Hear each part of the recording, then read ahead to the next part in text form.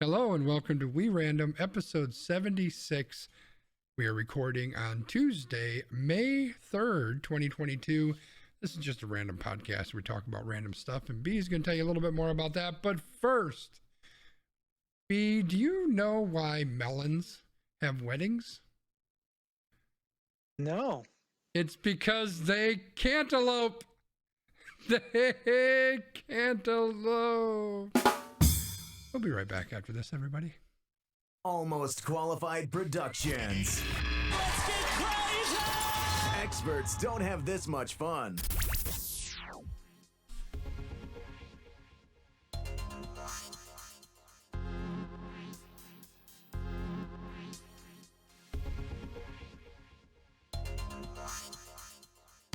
Welcome to We Random, episode 76. I'm Landmark. Out there is Skonzii. Say hello to the people, Skonzii. Hey, what's up, everybody?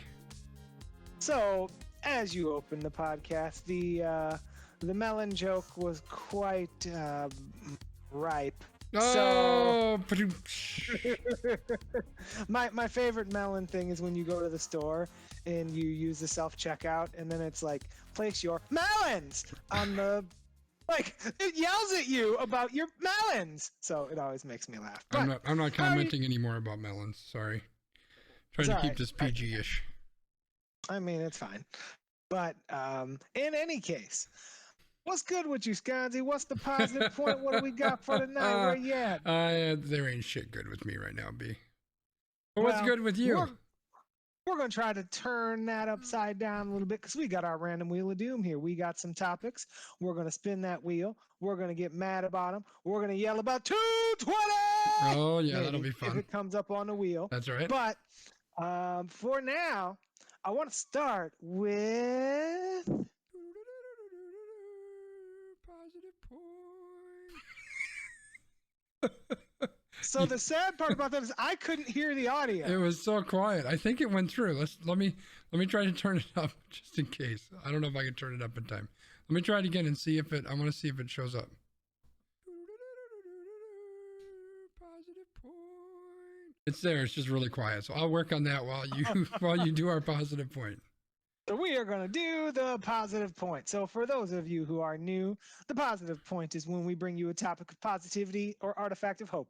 For those of you who are returning listeners or viewers, you know that this is the 45-second part of the podcast where we don't get mad online. So today we are celebrating a 108-year-old Wisconsin woman. Marie Pulaski of Bayview recently celebrated her 108th birthday. Pulaski's words of wisdom to others were, enjoy life, do what you can, do everything in moderation, and keep active. So I thought that this was a good positive point to keep us centered and to keep us focused and to keep us on a straight path to, productive conversations, because as soon as we spin this wheel, we're going to be mad. Are we going to be mad? Do we have to be mad? I mean, you'll probably be mad because 9 of these topics are things that are not super positive, but yeah, that's true. I did fix the sound. So ladies and gentlemen, that was our positive point. Did you hear it that time? I did. It's still a little quiet, but that was better. It was. I'm just going to jack it all the way up. So we had the positive point. So now we are ready to spin this wheel. Are you ready? Are you ready? I'm actually Are not you ready. ready? I'm getting ready. For the thousands in attendance and the millions watching around the world at home. Let's get ready to spin the wheel.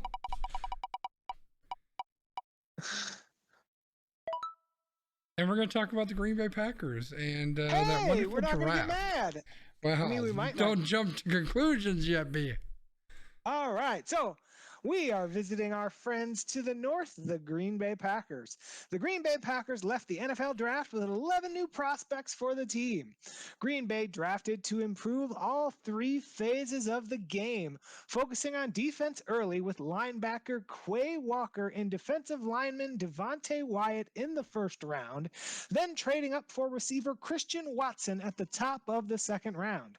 The Packers also drafted 2 depth wide receivers and 3 offensive linemen, finishing out their draft with a few defensive players to help out on their beleaguered special teams unit. So, Skonzii, it's very interesting because going into the draft, all we heard about from like everyone was like, they got to draft a wide receiver. They got to draft 4 of them. They got to draft them in the first round and second round and third round and fourth round every day, all the wide receivers. And then the first round goes by and their first pick is a linebacker. And then their second pick is a defensive lineman. And like there's all of this like panicking and like teeth gnashing and whatever for like a whole day. And then the draft on day 2 happens. In the second pick of the draft, they trade up into the pick to get this guy Christian Watson from South Dakota State, I think it is. North Dakota State. He was North Dakota State, one of the Dakotas, but Some Dakota State. he was one of the people that was like a very kind of sought after prospect, and people were like, oh, well, you know, where could he go? So for me, I think this is a kind of an interesting draft, right? Because unless they were going to trade up into the top 18 picks where the other 6 wide receivers went, this is probably the best that they were going to be able to do. And I'm okay with it. I mean, we'll see how it plays out, but I'm not disappointed.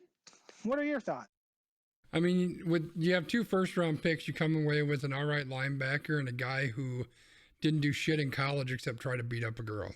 Like, seriously, that's what you walk away with? That's kind of garbage. Like, the guy had 5, this defensive lineman had 5 sacks in his entire career, for Christ's sake. Like, I could have 5 sacks just falling down the stairs. Like, this is fucking ridiculous. So I'm not super excited about it. I hope he turns into something. The linebacker seems like he might be okay.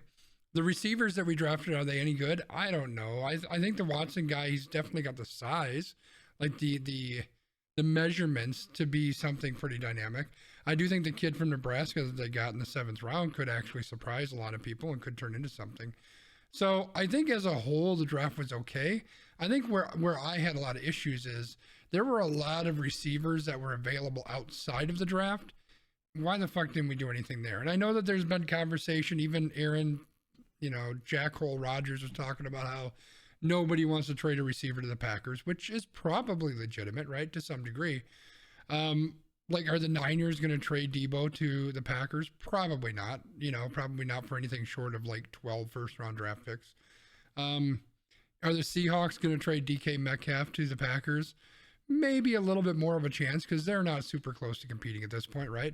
I mean, A.J. Brown got traded on draft night. Why the hell does Tennessee care if they trade him to Green Bay?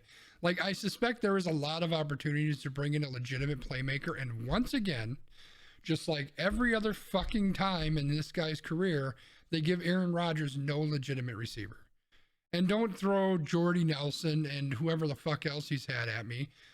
Maybe Devontae. I'll give you Devontae a little bit, but that's about it. Like, some of the other guys, he turned into good receivers or turned into stars, but they sure as hell weren't, big time guys like what they potentially could have got. So, yeah, I'm not super excited about it, but at least they got 3 receivers to throw against the wall to see if one of them sticks. And hopefully they do, because otherwise it's like you've only got a couple years with Rodgers at this point. Like, you should be bending over backwards to give him everything that we need. Now, don't get me wrong, the defense needs help too. And they took some steps forward last year, so giving them some extra stuff is good. Why the fuck you draft the girl beater? I don't know, but like maybe this helps the defense get a little stronger. Hopefully it does. They took a huge leap forward with Barry last year. So yeah, I don't know. I guess if I was grading this draft, B plus maybe. Okay. See, and I would agree with you. These 2 things are in some ways separate, right? So you traded away your franchise wide receiver for these draft picks. Okay, the draft is what it is, but then you didn't necessarily invest other capital into going after these ready to plug in receivers like Tyreek Hill, who apparently also had off-field problems in college, Mm-hmm. or A.J. Brown, Deebo Samuel, D.K. Metcalf, Allen Robinson. There were people out here that were available to be had, but the Packers did not. And again, like Aaron Rodgers was like, oh, we're in the mix, blah, blah, blah, blah, blah, blah. Like, I feel like the mantra of Wisconsin sports needs to be, we were in the mix. Right. Because don't we hear that about like All the everything with the time. Packers, Yep. everything with the Brewers? Like, that's how it used to be with the Bucks until the Bucks won the championship. And now the Bucks are like actually like legitimately in the mix, right? Because Right. people are like, yeah, I want a ring. But I don't know. I think I like acquisitions. I think where they're going is they're trying to turn this more into a ground and pound offense where Rodgers can make smart plays, and they're going to hope that their defense doesn't give it all back, like the 2010s where Rodgers had to outscore everybody 45-38 because the defense couldn't make a stop to anything, right? So Yeah. I don't know. I'm optimistic, but we'll kind of see how this goes, and maybe they've got their eyes on Odell Beckham because he's hurt and as a free agent, or Jarvis Landry, or some of these other guys. Mhm. Some of these other dominoes might start to fall now that the draft is over, Yeah. and these veterans can kind of see. I mean, even Julio Jones right now, is Julio Jones washed? Maybe, but we'll see. Like, even there's been a little bit of a murmur like the Packers should try to go get Hopkins because he's suspended for 6 games and they don't need him for the first 6 games. And I'm like, oh, all right, well, but I don't know. It's a wait and see. But I think for now, at least, I mean, they didn't draft like the guy that everybody's like, oh, this punter is like the most amazing punter and he's going to be great. Like, they didn't draft that guy. They didn't draft the tight end in the first round. So Yeah. Well, I mean, the fact that we're having a conversation about maybe they can bring in 73-year-old Julio Jones, or maybe they can bring in, DeAndre Hopkins, who's going to be gone for 6 freaking weeks, or maybe they can bring in Odell Beckham if his leg doesn't fall off. Like, this is like, you want to talk about scraping the bottom of the fucking barrel. That's where we're at. So we have to hope that these kids they drafted turn into something. And like I said, it seems like maybe they could. Who knows? I mean, Rodgers has made stars out of people that don't have the intangibles and the measurements that this Watson kid has. So who knows?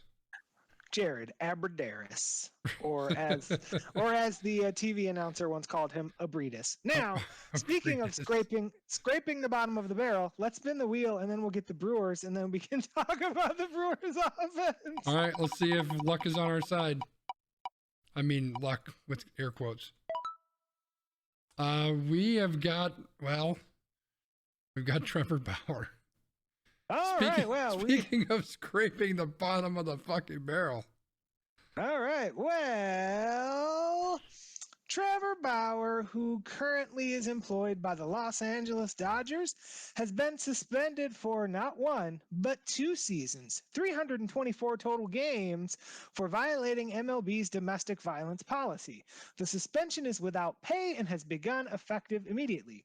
Bauer denies committing any violation of the domestic violence policy and is appealing the suspension. So, what happened is in 2021, a San Diego woman filed a request for a domestic violence restraining order against Bauer, stating that he had taken consensual rough sex too far and alleging that he choked her unconscious multiple occasions, repeatedly scratched her, punched her throughout her body, sodomized her without consent, and left her with injuries that required a hospital visit. In August of 2021, a judge dismissed the temporary restraining order, ruling that Bauer did not pose a threat to the woman and that her injuries were not the result of anything she verbally objected to before or during the encounter, pointing to the text the woman had sent previously where she asked to be choked. Now, there was another woman who came forward as well, stating that something had happened in the past. So I have a couple of different thoughts on this, Skonzii. One, I really want to say something bad about that judge, but I'm not going to because I'm going to try to be a nice person. But the way that judge wrote that just gives me the because it's like, how can you just be like, that would be like if I literally sent you a text and said, Skonzii, I give you permission to kick me in the dick. And then I come over to your house and you're like, I'm going to kick you in the dick now. And I go, I don't want you to kick me in the dick. And then you kick me in the dick. And then a judge goes, well, you sent him a text that said that he can kick you in the dick, so he can kick you in the dick. Like, there is this thing that is called consent that happens in the moment. You can't just like say, well, you sent a text message one time, so that text message takes precedent over the fact that you now want to say no. People don't understand that, B. That's just, people are stupid. People. I mean, this is a judge. This is someone whose doesn't mean literal job. Wait, what just happened to... yesterday? Don't tell me the judges are any kind of special being. Like, it's just another fucking person. You know, that's all it is. Here's the one positive thing I take away from this is at least people seem to be giving some attention and appreciation and credence to the victim, which in any kind of sexual assault type of investigation almost never happens, right? It's always, well, let's believe that she's making this shit up. And I say she. Let's say the person that is making the accusation is making this up, right? That seems to be kind of the default. People don't believe the victim, or victims, plural in this case. So the fact that people are giving some credence to that, I think, is important. I think there's some sketchy things. Like, I was reading into it in the one woman who's come forward more recently, who I think her incident happened before the other ones. She only kept a certain couple of the text messages, not all the text messages, which raises some questions. But it might be the same kind of thing, right? Like, maybe the judge looks at it and goes, oh, well, you said, you know, and totally making this up, I want you to slap me in the face before you do your thing. And so then he slaps her in the face. But if she said, no, don't slap me in the fucking face, that means don't slap her in the face. You know what I'm saying? So I don't know what the deal is with that. I'm not a judge. It doesn't matter.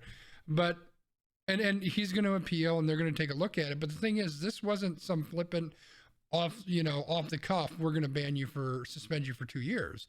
This has been in the works for what, like a year or a year and a half or something. Like, this has been a long-term thing. MLB has investigated it. They've talked to the woman in San Diego who kind of kicked this whole thing off.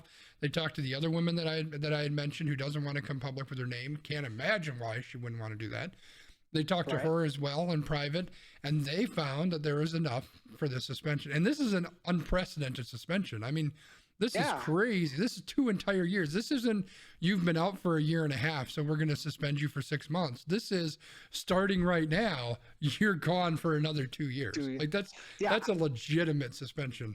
Yeah, I would like, I don't want to have this sound the wrong way, but I'm very interested in our current culture, what MLB found and what MLB knows that they think that they can make this stick, right? Because I don't need to know. I'm just a random person. I don't need to know what you know, but I'm just curious to say, in our society, with as many people that are lawsuit happy and blah, blah, blah, blah, blah, what evidence do you have that you can say, clearly, this person violated our policy.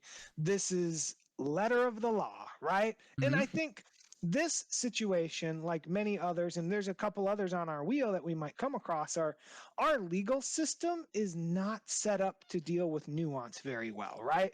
Because our legal system is going to look at, did you do X, yes or no?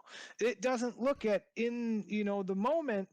And again, the judge was like, well, you didn't think about those consequences before you sent this message. Like, okay, that's fine. But that doesn't mean that you should still be subject to those consequences in the moment if those are not consequences that you want, right? Like, there's a time for consequences, and then there's a time for empathy and a time for trying to understand that, like, maybe this person didn't want to be treated in that way. Right. Yeah, there's and I don't know what the time frame difference is, but unless this message was sent, 12 and a half seconds before the act actually happened, like there's time in between there for someone to change their mind and say, you know what, I don't want it that anymore. I'm not okay with that. And if you decide to continue to go through with it, that's a you problem. You're not allowed to do that. So Yeah, I mean, we'll see how it plays out. Obviously, he's appealing this like crazy, which you would expect. But it'll be interesting to see what they come back with, because again, this is a super legitimate suspension. Like, this is huge, and yeah, it'll be interesting to see how it plays out. Sure will. So let's move on to our next topic. All right. Well, now we're going to talk about Oklahoma. All right. Well, this story has been eclipsed a little bit. Yeah. Yeah, it's been eclipsed. So the Oklahoma Senate approved a Republican bill that would outlaw abortion after 6 weeks of pregnancy, putting the state on track to be the first in the nation to enact such a sweeping abortion ban once the GOP governor signs the measure into law. So this happened ahead of the Supreme Court's decision on abortion in Roe versus Wade, and as we've been learning over these past 24 to 48 hours, sounds like the Supreme Court is moving on that too. But, like, this, again, really frustrates me because they're like, oh, the new measure makes exceptions for rape and incest as long as they are reported to law enforcement and for medical emergencies. But again, like, we've seen, we've talked about these cases where somebody's like, hey, this person, treated me inappropriately, and law enforcement's like, are you sure? Like, what did you do to deserve this? Like, this is... Well, we just talked about it with the Trevor Bauer thing, right? Right, exactly. It's disgusting. And there was a video that I watched where this dude was literally like, so there is a pregnancy called an ectopic pregnancy where the baby grows outside of the body. And that's typically a situation where a person may decide that they want or need to have an abortion to maintain their own physical health. And this guy's like, I don't think you should be able to do that. What, like, do you want... I don't think you should have a fucking say in what a woman does with her fucking body. How about that? Like, this is something that in my personal life, I have a lot of passion for because the person that I am married to is very passionate about this. But, like, this is going to create a lot of challenges for many women and their physical and mental health. Right? And that is disgusting to me. And that's all I'm going to say about it, because I would prefer not to say something like I said to you 30 minutes before this podcast and was able to delete. Yeah, well, I'm going to say a few things because this has got me all fucked up. In fact, I almost canceled the podcast and the stream tonight because I just really wasn't up to it. And I figured that this topic would probably come up. There's so many different angles to this. There's the fact that a bunch of white guys want to tell women what they can or cannot do with their body, which is disgusting. There's the fact that the same people that are pushing the fact that they want to ban abortions, they're also the same people that don't want to support people who end up in a poor situation because of this, right? Hey, I went out, I decided to have sex, I got pregnant. Now you don't want me to get rid of this baby. I can't afford to raise this baby. You're not going to help me with paying the hospital bill that it's going to cost to get this kid, to have this kid. You're not going to pay for me to have time off from work. You're not going to protect my job so I can work again when I need, when I get done with the baby. You're not going to support the baby when I can't afford to feed the goddamn thing. No, you're going to force me into poverty even more. Like, all of the stuff that you can do to help out, you're not going to provide contraception so that it doesn't happen again. No, like, none of this stuff is going to happen. And here's the thing. This isn't going to impact Donald Trump's fucking mistress or Matt Gaetz' fucking mistress or any of these rich fucking motherfuckers. I almost said the word I'm not supposed to say, B. It was this close. None of those motherfuckers are going to be impacted by this. You know why? Because they're just going to sweep their little mistress off to somewhere and let her have an abortion. This is going to impact people who are poor. This is going to impact women of color. This is going to impact people who really can't deal with this type of shit, not the fucking elite motherfuckers who are making all these rules, right? And that's kind of the whole point. They want to keep people in poverty. They want to keep people in a state where they have to just continue churning the wheel of production, right? We need someone to work at McDonald's. We need someone to work at Wendy's. That's what your job's going to be, because you got to keep moving. You got to keep moving this economy forward so I can keep raking in all the dough. That's all this shit is. It's just continued almost indentured servitude, to be honest with you, because people don't have any goddamn choice. Like, why don't you just fund contraception? Why don't you fund sex education? Why don't you do the things that we know is going to help stop people getting in a position where they need abortion? No, because that's not what they want. That's not what they care about. Right? This is nothing but class warfare. That's all any of this is. Now, it's important to note this: the Supreme Court has not gone out and struck down Roe versus Wade yet. This is a draft of what they're working on, and it got released in one way, shape, or form.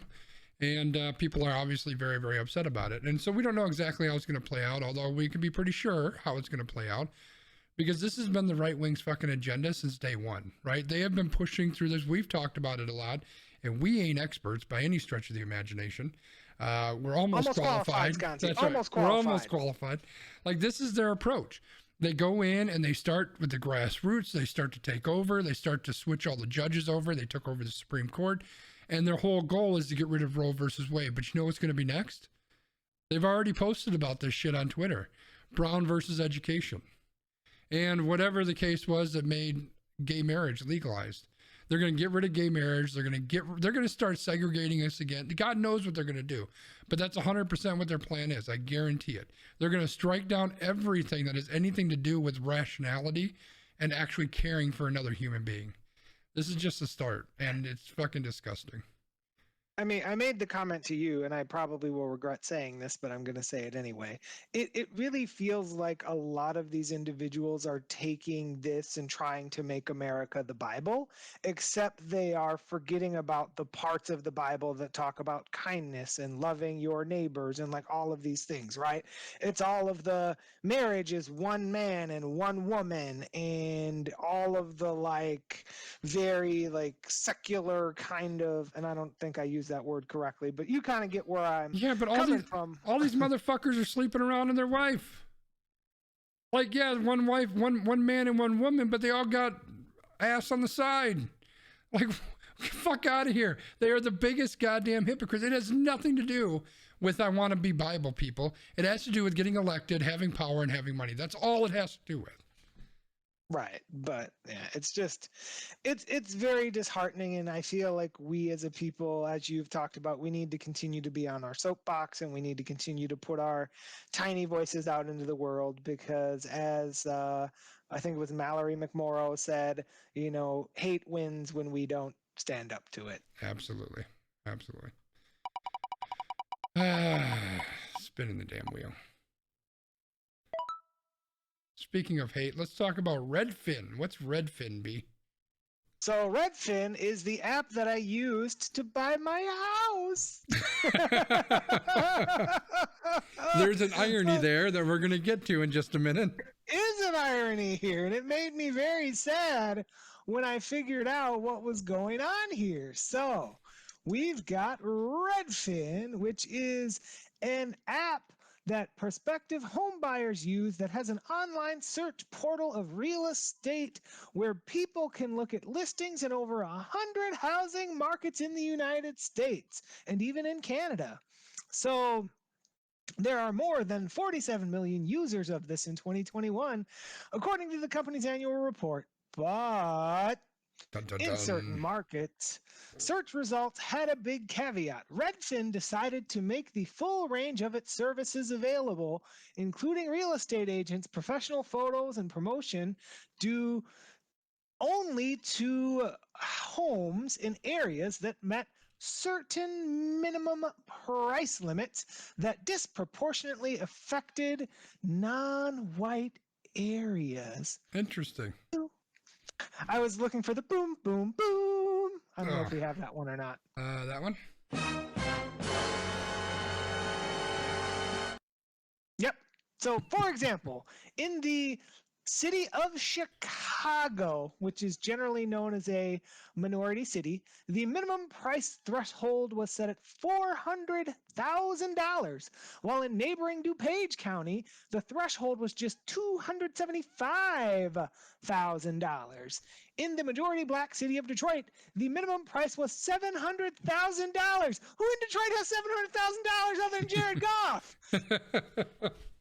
Well, outside of the city borders, that limit was just $250,000. Redfin defended this policy using that Zeke Elliott feed me in a week. Zeke arguing- Elliott, feed me of the week. arguing that limiting its activities by price is the only fair way for the company to operate profitably.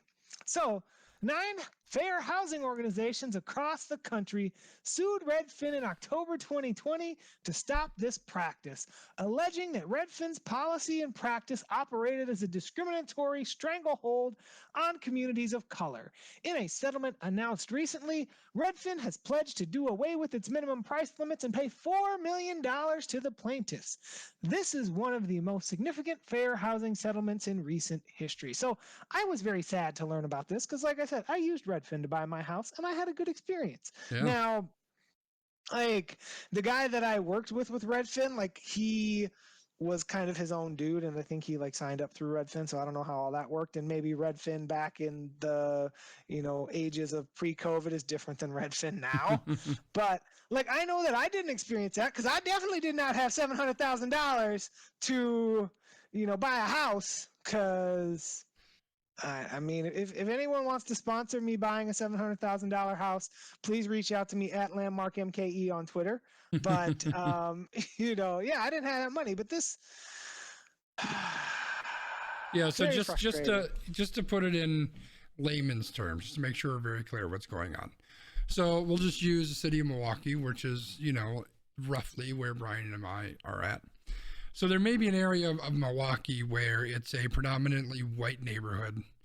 And in order to show up on Redfin in their app, if you search for them and search for houses in that area, the house must be valued at least $250,000. And then it'll show up on the app, right? Oh, look, there's a house I might want to buy.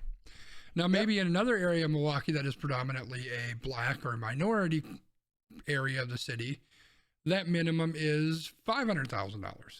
So what you are automatically doing at that point is you are eliminating a bunch of people from even seeing those properties. And maybe these are people that want to live in that area. Maybe that's an area that they're very interested in. But because the house that they want doesn't fall above that threshold, it doesn't even show up. So if you're somebody looking for a $300,000 house, assuming that Redfin is the only place you're looking, you can't buy a house there because you don't even know the house exists. You can buy one in the white neighborhood, but maybe you don't want to live in the white neighborhood. I wouldn't, because white people suck. Maybe you want to live in this other neighborhood, and it doesn't even show up there because it's not above that threshold. And that's, again, this is redlining, right? This is what we've talked about before. It's forcing people into a specific area.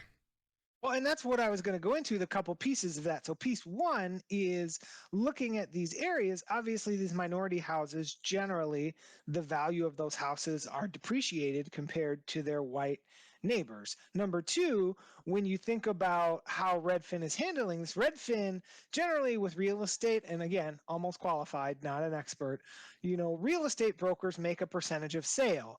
So if they're selling you a house that's worth $120,000, they're not going to make as much as if they're selling you a house that's worth $300,000. So basically what they're saying is in order to operate profitably, they need to be selling these expensive houses, which that's kind of messed up, right? Well, but if you look at, I'm going to cut you off because I don't even care about that. Like, that's fine. If you've decided that the margin that you make off a $700,000 house is what you need to do to stay in business and you can't sell a $250,000 house, I don't care. That's fine. Only sell the $700,000 house. Do your thing. I don't care. But you can't keep people from seeing the $250,000 house. That's a problem. The other thing that, I had another really good point and I lost it. So I'm gonna let you keep talking and maybe it'll come back. So I guess that's a good point of clarification, because the way that I understood this is houses that are listed in the Redfin app are apps that their brokers would serve. So the reason that they did not show these is because they're not going to make enough money on the sale of the house. And that could be it. The other thing too, I remember my other point. It's also interesting to wonder how much Redfin is in the buying houses market, because a lot of these big apps have been doing that. Zillow got busted for it, right? Like, these huge corporations are buying houses, they're raising the comp prices in a neighborhood, and then they're reselling it and making a huge profit. And the problem is that people like you and I, we get fucked. Like, I guarantee you this house is probably worth 50 grand less than what I paid for it. But all the comps were jacked up because all these corporations are buying them. And do you think, let me just I just got a question for you. I want, just be honest with me. Do you think Redfin wants to buy houses in the white neighborhood or in the not white neighborhood? What do you think? I mean, loyal listener, loyal viewer, if you were to look at a map of the city of Milwaukee, you find the highway, whether it's Highway 45 to the west, Highway 43 to the east, Highway 94 that separates the north and the south. And you see that little U that 45, 43, and 94 make? Redfin ain't buying houses there. No. Redfin's buying houses outside the U. And That's you know right. why that is? White people? Redlining. Oh, yeah. Right? Like, White people. come I on mean, now. yeah. I mean, yeah. Like literally, the highway has been built to keep minorities in. Like, it's the same on the south side. Like, if you look at the maps of Milwaukee, the highway is legitimately built to keep people in their boxes. Yeah. This is garbage. And the fact that they got fined a whopping $4 million. Like, $4 million for me and for you is a lot of, well, maybe not you. You're raking in the money over there. But for me, Nope. $4 million is a lot of money. For Redfin, it's a drop in the bucket. But hopefully they actually have to change their practices, and that's the main thing. That's the goal. Yeah. So we got that. So it looks like we've actually been making some pretty good time here. So do we want to do one more story before we move on to random rankings? Sure, I know you're very excited about this random rankings. So, yeah, let's do one more. Do you? I'm throwing my flag because I told our patrons that we were going to play a game. Would you like to play a game, Skonzii? Shall we play a game? I don't remember what game we were playing, but yeah, let me know. What do we got going on? We are going to talk about the Milwaukee Brewers. Oh boy, that game. Our Milwaukee Brewers finished April as one of 3 teams to reach 15 wins in the month of April. The Brewers entered today at 15-8, leading the NL Central by 1.5 games. The Brewers team earned run average is 3.01, while the bats have heated up recently, surging to a team batting average of, what do you think, Skonzii? Probably something under 220. 280. There it is. So, even though the batting average is low, the Brewers have shown better plate discipline this year. Only 3 teams have chased outside the zone less often than Milwaukee. Milwaukee has swung at 28.4% of pitches outside the strike zone. That has resulted in plenty of long plate appearances, with the Brewers having seen the 7th most pitches of any team in baseball. So I thought that this was all interesting, right? And I did promise our patrons a quick game of above 220, below 220, or hitting under 200, which is affectionately known on this podcast as Hitting euchre. That's right. So before we move to that game, do you have any general thoughts on the Brewers that you want to share, or do we want to move right to the game? I will say that when I was reading your little summary here, I was really surprised that the team is doing that well at not chasing balls out of the strike zone. Which is like, because that's kind of their motif. That's what they do. But also the fact that they're third best in the major league, and they still swing at almost a third of the pitches outside of the strike zone really tells you the state of baseball today. Right? I was going to say, that says more about baseball than it does about the Brewers. Yeah, that's scary. Oh boy, that's a little scary. I'm a little scared right now.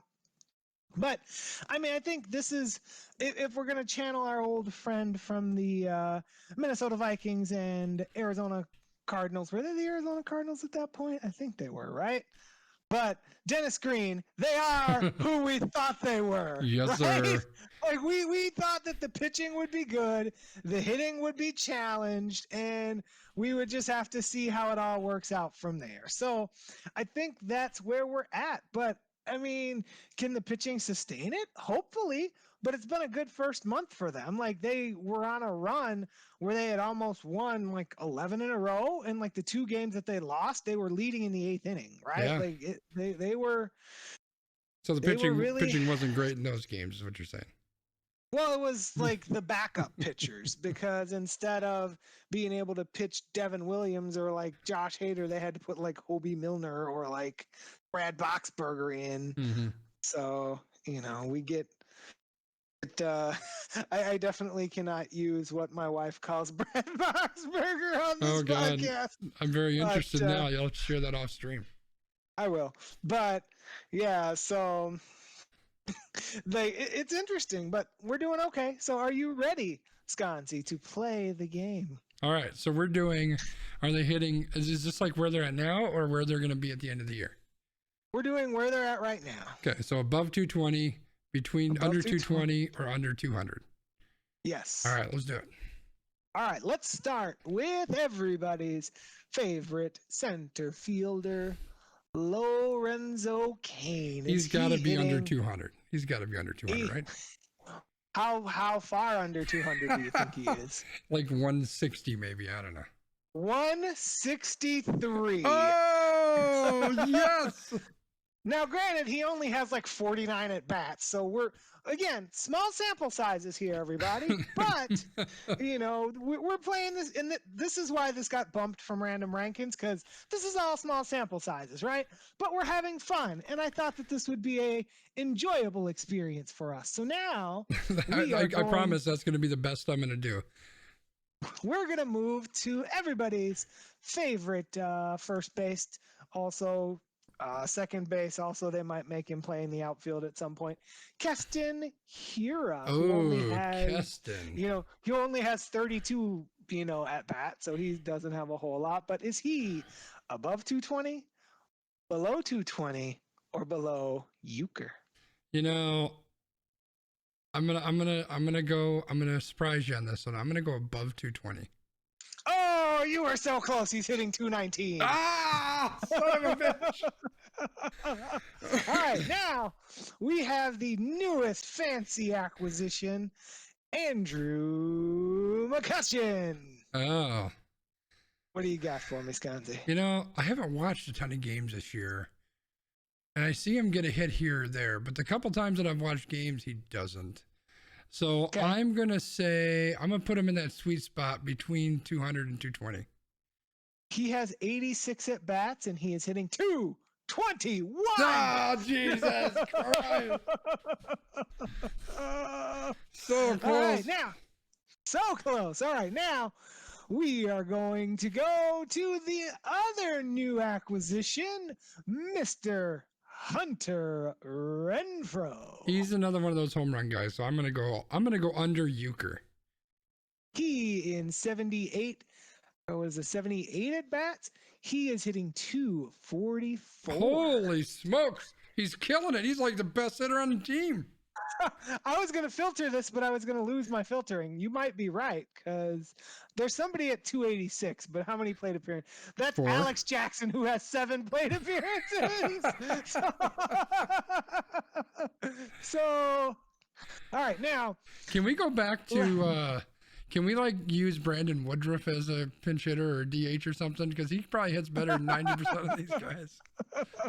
I mean, okay, so I'll give you some, and then we'll take one more. I'll have All you right. guess Christian Yelich. But Oh, God. all right, so we got Rowdy Tellez hitting 231. Okay. We got Willie Adames hitting 230.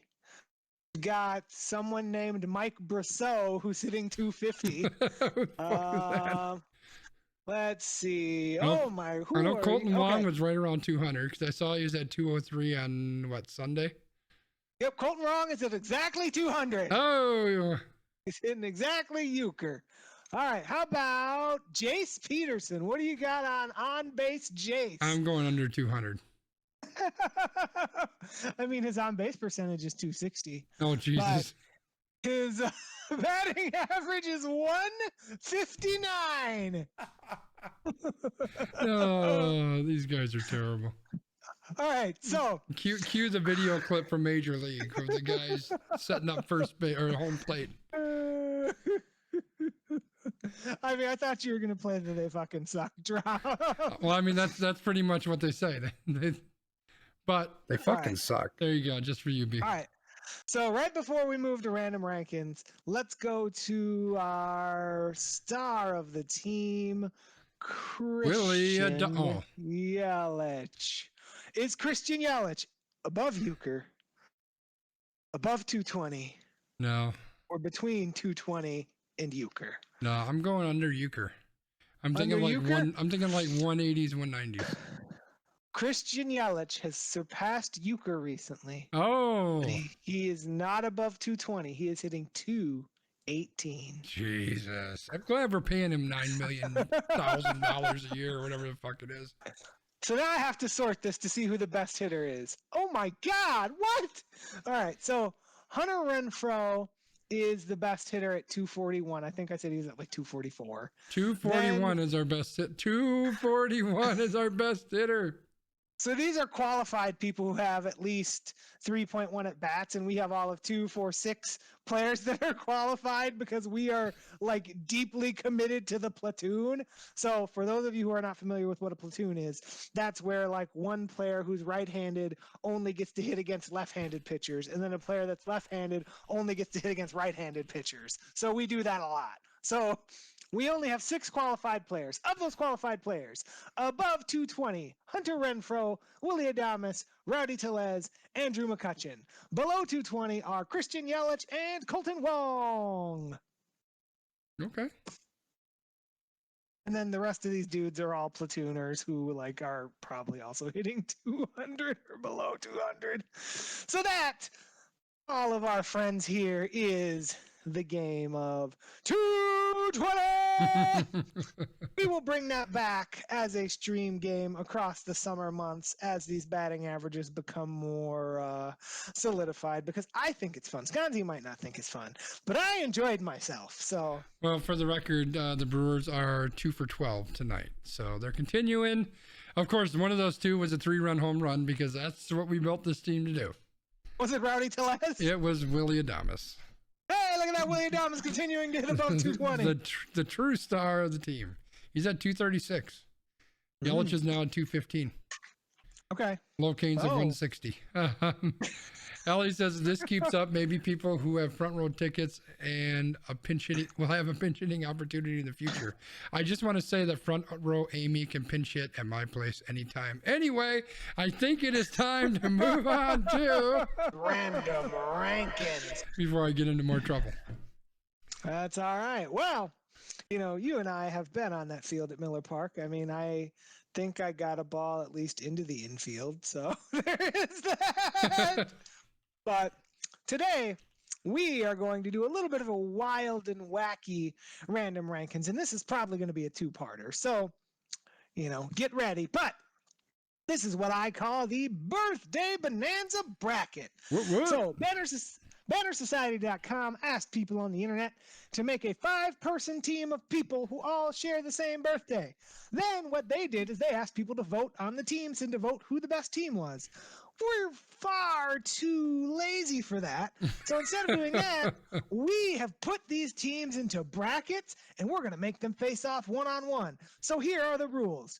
All of these people on the team, you have to assume that for this one night that you get to spend with them, they are alive. You can do whatever you want with this 5-person party on that night that you are alive with them. So Skonzii and I have to decide which 5 people do we want to party with, and party being a subjective term, meaning really whatever we want, right? Within reason. Within reason.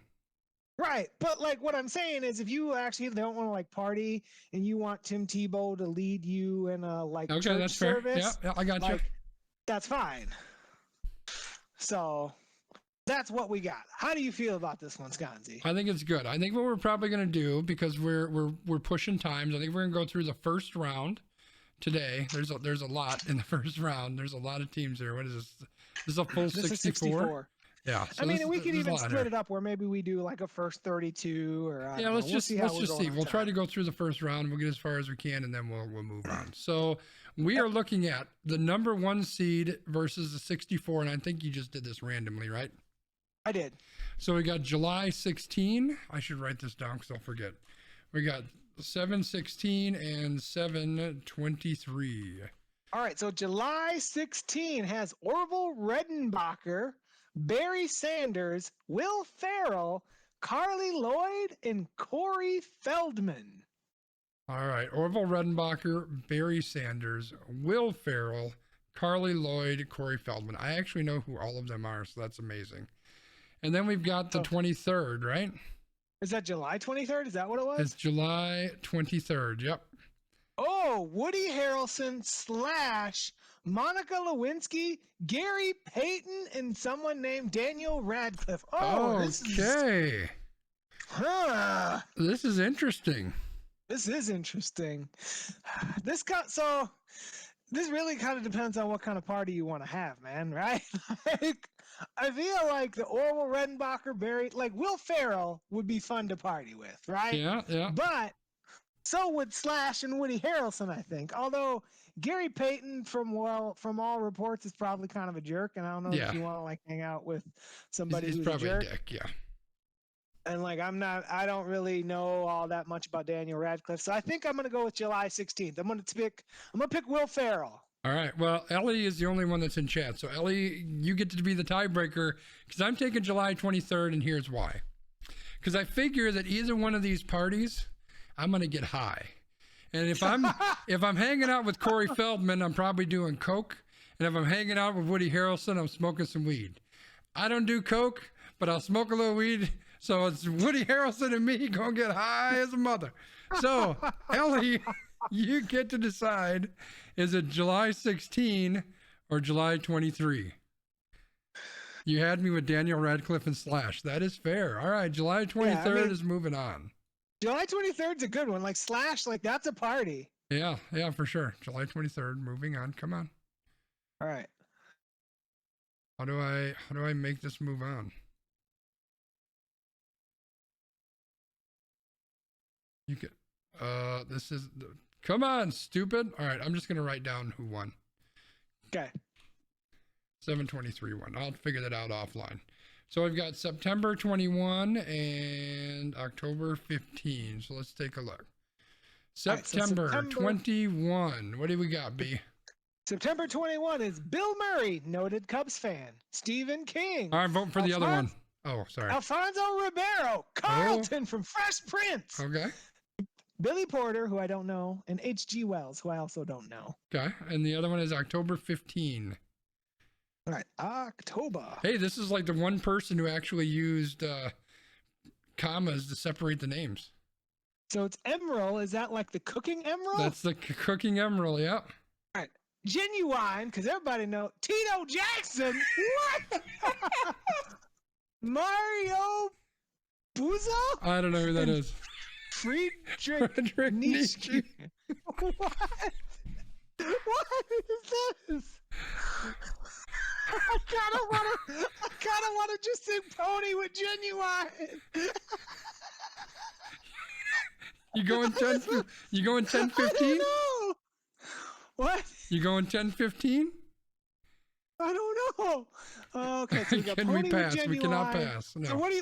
So I went first. So what's your breakdown on this one? Well, my thought is if I'm already high as hell from hanging out with Woody Harrelson, I want to hang out with Friedrich Nietzsche because that's going to be a trip.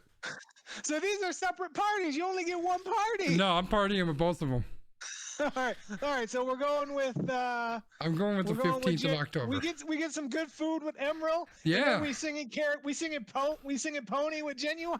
I don't know who Genuine is, but we're gonna eat good and then we're gonna get confused as fuck, and then we're gonna do whatever these guys do. All right. So we're moving on.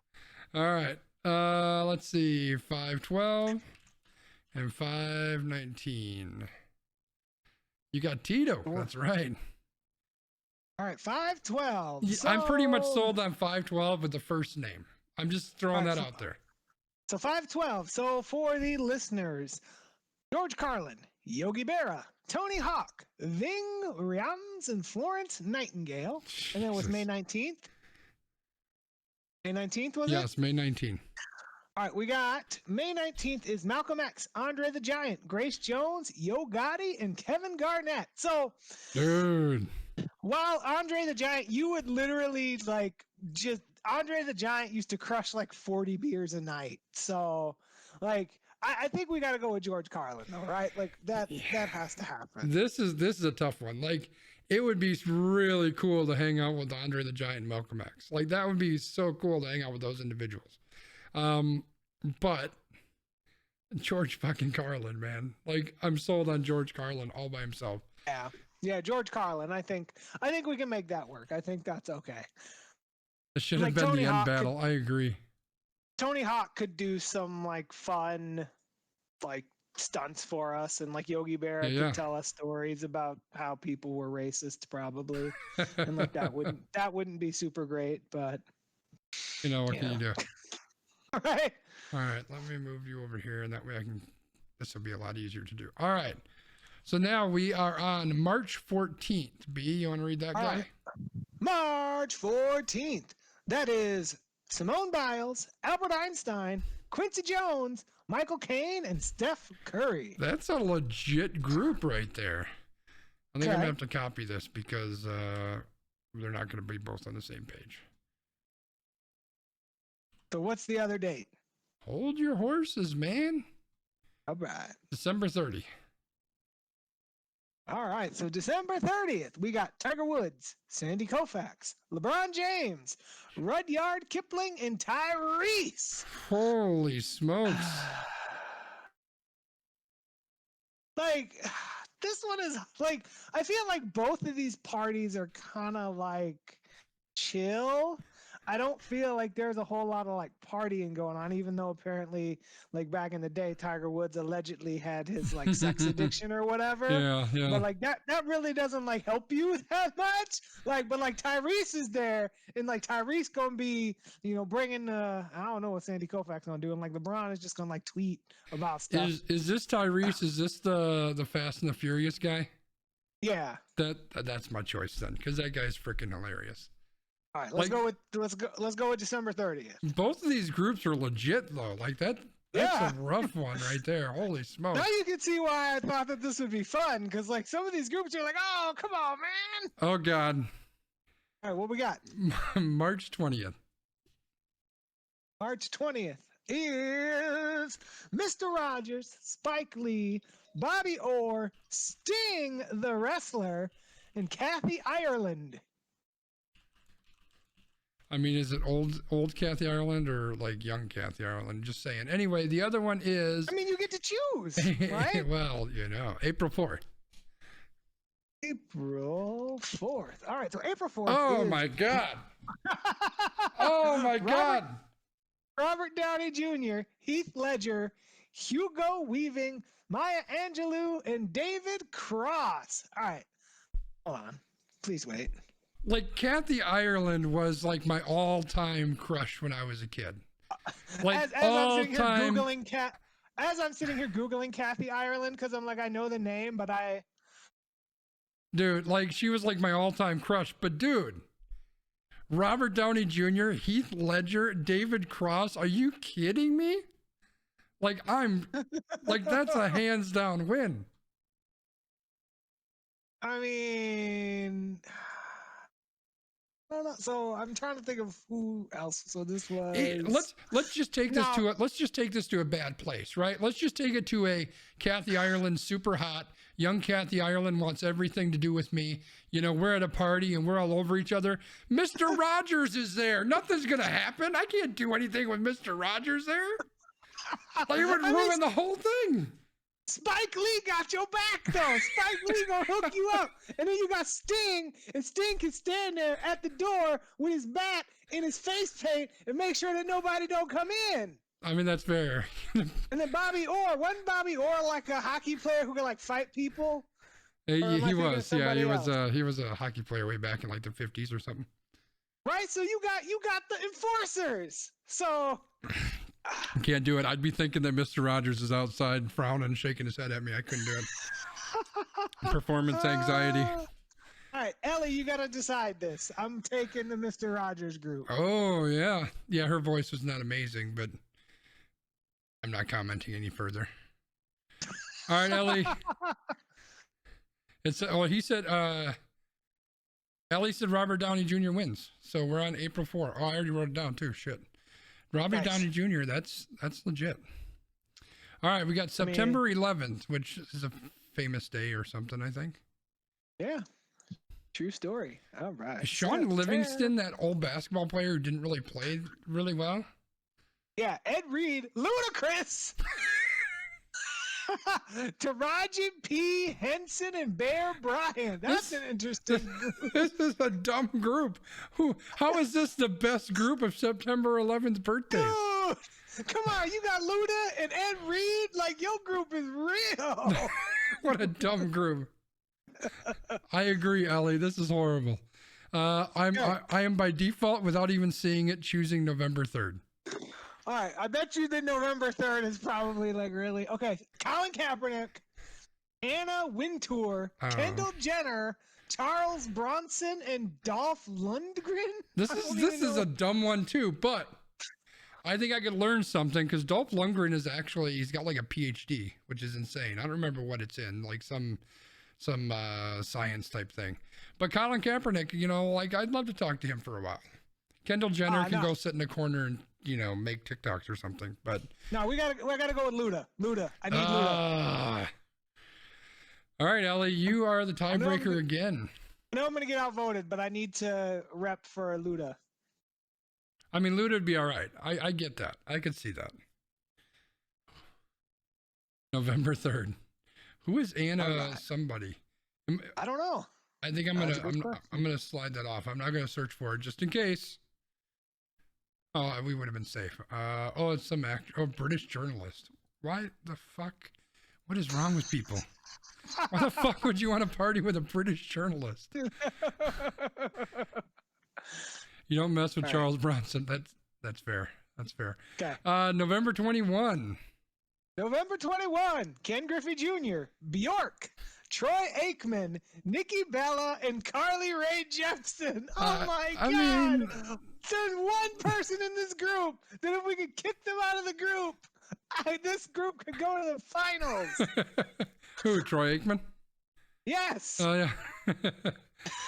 And then October 28th. All right, October 28th. Call me maybe. Bill Gates, Jonas Salk, Julia Roberts, Joaquin Phoenix, and Andy Richter. All right, I'm ready to lose again, but I got to go with the group with Ken Griffey Jr. Yeah, you know what? I'll go with that one on you. I really, neither of these groups excites me, but maybe Carly Rae Jepsen can sing and then we won't hate our lives. I'm going to go with that. I mean, Nikki Bella was a wrestler too, so. Oh, and that's why you went with it. No, actually, I'm a bigger fan of Carly Rae Jepsen, but I was just trying to sell you on that. Oh, no. All right. October 13, B. October 13th, Jerry Rice, who still fumbled, Jermaine O'Neal, Sammy Hagar, Ashanti, and AOC. I'm a huge AOC fan, so I'm all over this one, just saying. Sammy Hagar, you know, maybe he can sing for us too. And then January 3rd. January 3rd, we're going all the way to January, where we meet all the way up. J.R.R. Tolkien, Jim Ross, Eli Manning, Greta Thunberg, and Sergio Leone. You know, Ellie reminded me that Sammy Hagar also has a tequila company, so... Yeah, we're going with that one. Yeah, I think that one wins. I mean, we got Ashanti, we got AOC, we got Sammy Hagar. Yeah. I mean, Jerry Rice can go hang out in the corner, and like Jermaine O'Neal is the bouncer, I guess. All right. Well, this is a winner already in my book. September 9.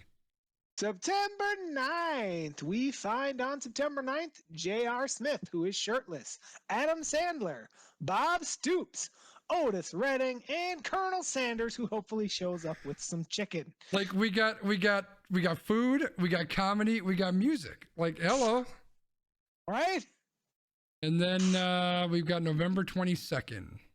November 22nd brings us Rodney Dangerfield and Jamie Lee Curtis and Billie Jean King, Scarlett Johansson, and Juju Smith-Schuster. Ooh, this is closer than you thought. This is decent. All right, so and then we had September 9. September 9th. So, okay. So we got J.R. Adam Smith, Smith. Adam Sandler, Bob Stoops.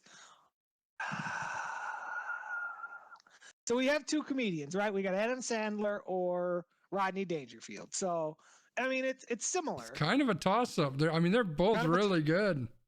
Like J.R. Smith knows how to party. Like I can tell you that.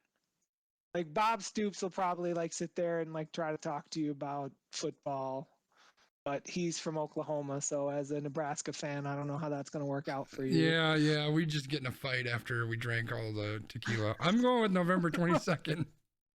All right, let's go with November 22nd. I'll come with you.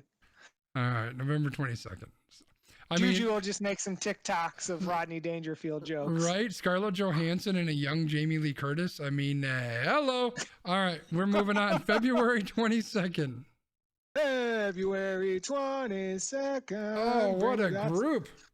Washington, George Washington, Steve Irwin, Julius Erving, Drew Barrymore, and Khalil Mack. That's an interesting group. It is an interesting group. I would just love to sit and talk with George Washington. And Steve Irwin's like everybody's pseudo dad. So right? And like Julius Erving, we know Julius Erving was out there doing his yeah, he was partying. So. Yep. All right, April 24th. Can it knock them off? April 24th brings us Cedric the Entertainer, Kelly Clarkson, Chipper Jones, Barbara Streisand, and someone named Kalani. No. No. I mean, I love Cedric the Entertainer, right? But I don't think that that's going to beat this combined group. So I like Kalani. I don't like Barbara Streisand. Chipper Jones is Chipper Jones. No, I think we got to go back up to February 22nd. I think that's the winner. Yeah, we'll go with that one. 222. Steve Irwin. I agree, Ellie. All right, April 2 and April 7. All right, April 2nd brings us... Yeah, 2 and 7. April 2nd brings us Charlemagne, Hans Christian Andersen, Marvin Gaye, Young Jock, and someone named Quavo Stunton. The fuck is Quavo Stunton? I don't know, but he or she or they are losing to Jackie Chan, Tony Dorsett, Billie Holiday, Stan Winston, and Bill Bellamy. Jackie. I mean, come on, it's Jackie Chan, man. I mean, Bill Bellamy is hilarious. I love Bill Bellamy. Right. Yeah, I got April 7th on this one. April 7th. I don't know who Charlemagne is. Someone from a long time ago. Ellie will tell us. I think that's like Charlemagne the God, probably. I don't know. Ellie's smart. She can tell us. September 29. All right. September 29th brings us Halsey, Kevin Durant, Bum Phillips, Cardell Jones, and Calvin Johnson. Who doesn't belong in this list? Right. It's Cardell Jones. This is a weird group.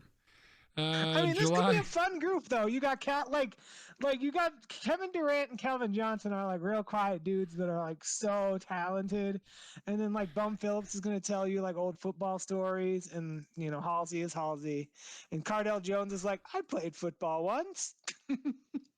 All right, July 2nd, B. July 2nd. Thurgood Marshall, Johnny Weir, Jose Canseco, Dave Thomas, the Wendy's guy, and Sylvia Rivera, who was a trans rights legend according to this list.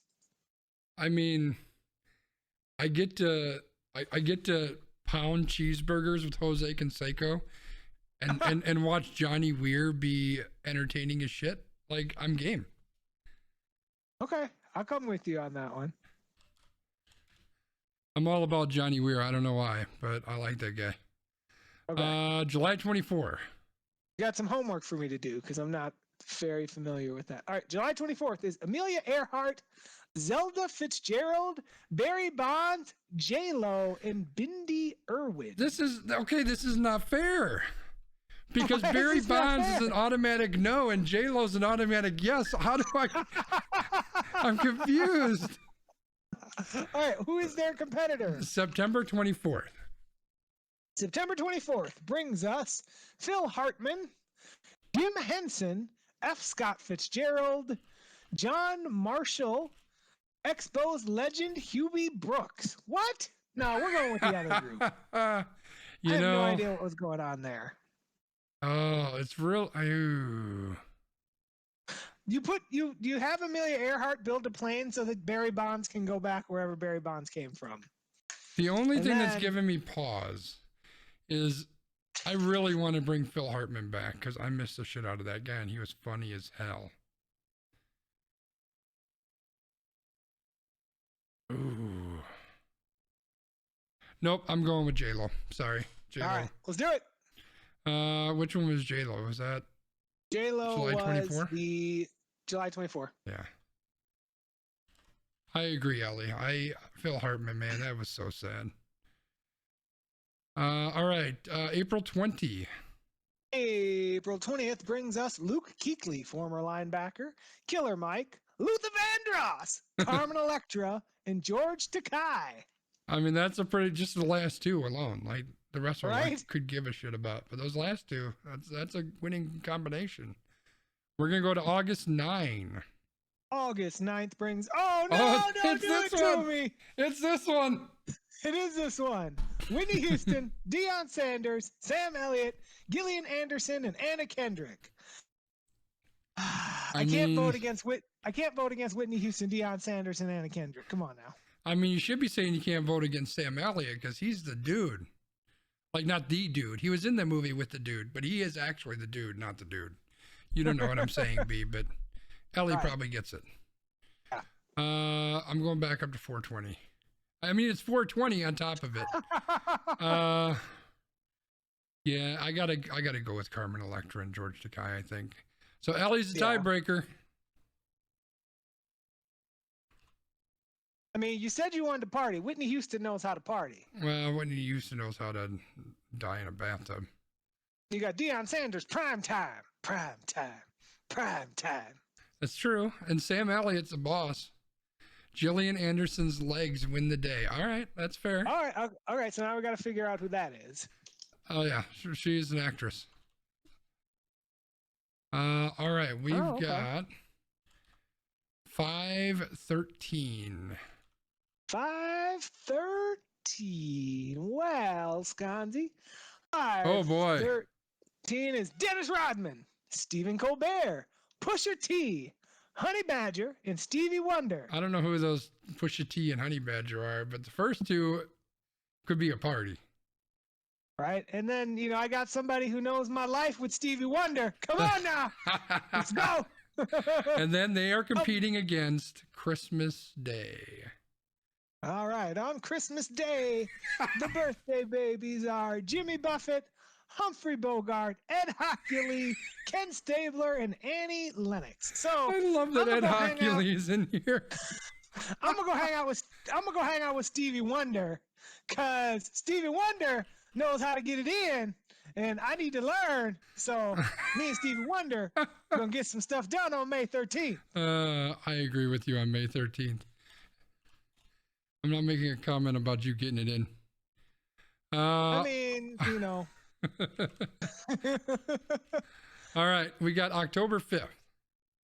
October 5th brings us Bernie Mac, Mario Ooh. Lemieux, Neil deGrasse Tyson, Travis Kelce, and Barry Switzer. Okay. What? 1228. 1228. It Oh, seems like you had done. a comment. Done. All right, so I know what you're doing here. You got Stan Lee, Denzel Washington, Maggie Smith, John Legend, and Seth Meyers. Not even a competition. So what was your comment on the other group, though? That's what I got to know. Fucking Barry Switzer can suck an egg. Fucking Oklahoma All right. and Dallas Cowboys. All right, let's go. We'll go with the other group. December 28th. Yep. All right. Let's see. December 28th. We've got August 8th. August 8th brings us Roger Federer, Betty What? Boop. Betty Boop, Sable, Matthew Henson, Emiliano Zapata. Okay. Okay, Well, I don't understand this group. I don't know either. But we're gonna choose January 17th automatically. I mean, watch January 17th. Okay, Michelle Obama, Betty White, Muhammad Ali, Dwayne Wade, and Ben Franklin. Let's roll and get it done. That's a no-brainer. And for the record, when they did this contest on the website that B pulled this from, January 17th was the overall winner. I don't know that it's that strong, but Muhammad Ali for me is pretty legit. Yeah, I don't think that's going to win this bracket. If it does, it's going to be because of the chat. But for now, it wins this round. All right, we're getting down to the last handful here. 220. All right, February 20th is Rihanna, Angelica Schuler, Church, Charles Barkley, Sidney Poitier, and Kurt Cobain. Can I just say it's got Rihanna. Okay. Like Rihanna. Next. It's got Rihanna. January 21st. January 21st brings us Rasputin, Hakeem Olajuwon, Gina Davis, Jam Master J, and Haloti Nada. What is this group? I just want to go back to.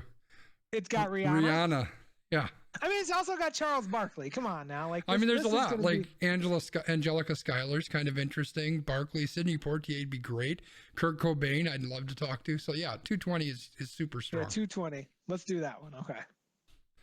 Another pathetic group. Ellie's not happy with some of these groups. I don't know who put in these suggestions, but they were high. January 19th. January 19th brings us Dolly Parton, Paula Dean, Mac Miller, Lil Scrappy, and Edgar Allan Poe. That's a tight group right there. That's a very tight group. Okay, we're going to go down to September 14. September 14th brings us Bong Joon-ho, Amy Winehouse, Nas, Deshaun Watson, and Walter Koenig. This is a no. This is an absolute no. I don't want to spend any time with Deshaun Watson. Yeah, no. This is a no. This is just a no. Yeah. Walter Koenig is cool. I agree. That's like the one redeeming quality out of this group, but no.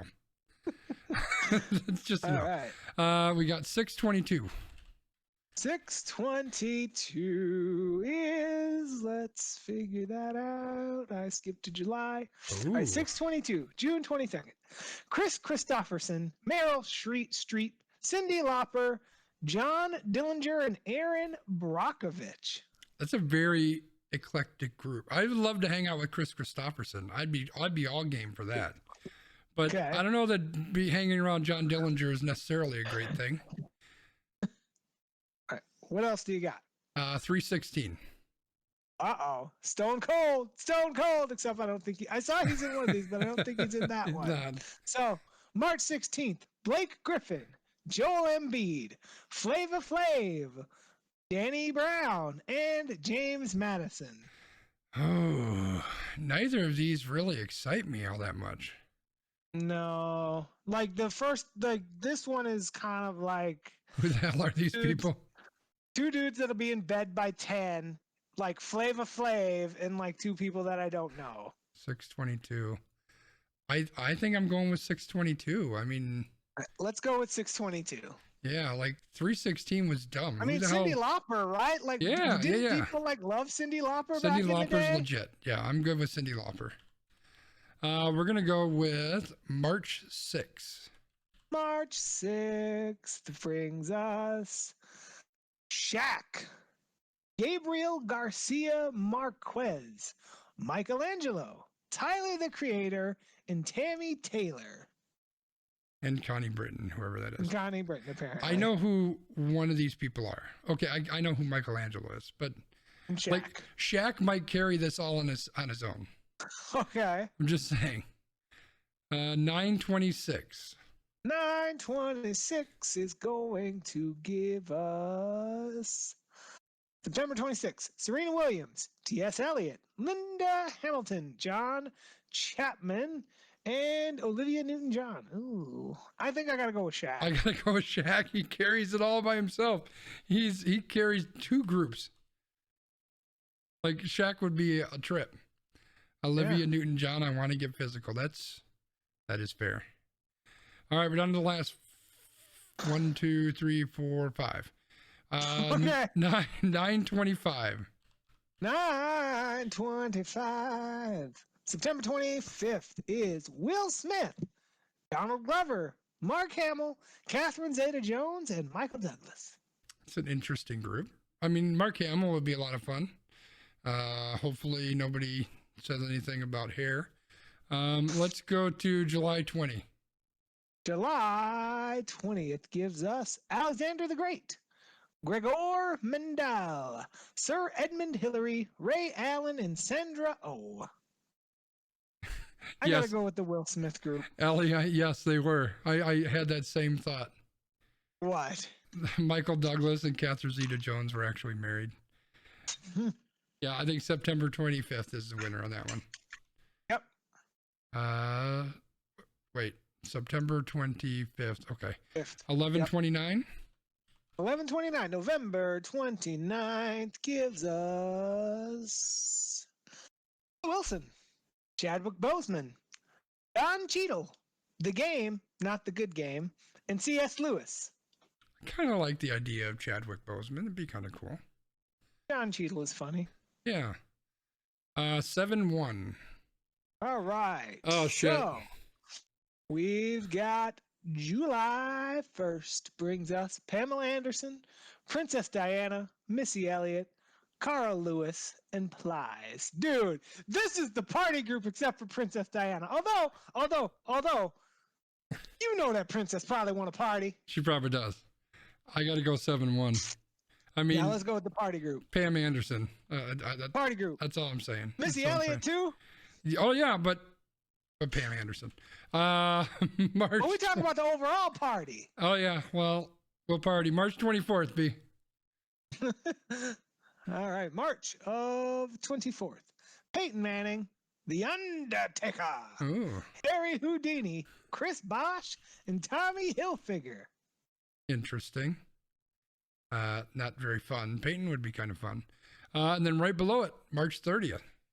March 30th, Vincent Van Gogh, Celine Dion, MC Hammer, Eric Clapton, and Richard Sherman. Oh, I gotta go with Peyton Manning. And I The agree. Undertaker. I Because think like now, that's so the thing about The Undertaker is The Undertaker was like this super stoic dude for like years and years and years. But like now that he's retired, he's kind of letting his personality come out a little bit more. And, you know, that's interesting. yeah. Like, I don't feel like we would agree on a whole lot, like, politically, but he still would be somebody interesting to, like, sit down and have a beer with. Yeah, for sure. All right. By the way, like we're running super freaking long on this podcast, so let's knock out these last two. May 2nd.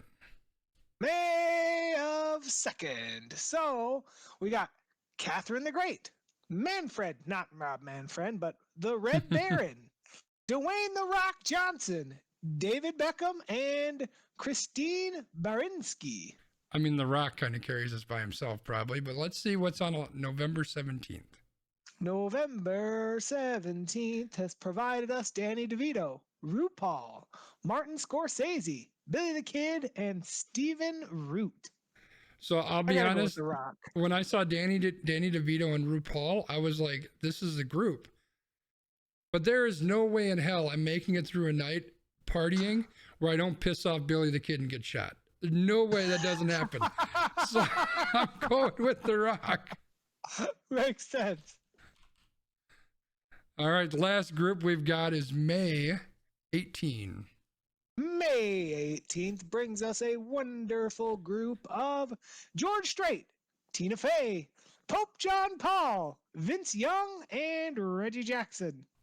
I'm going with the next group. I'm not going to fucking party with the Pope. Get out of here. The last group But George is Strait's in there. August 21st.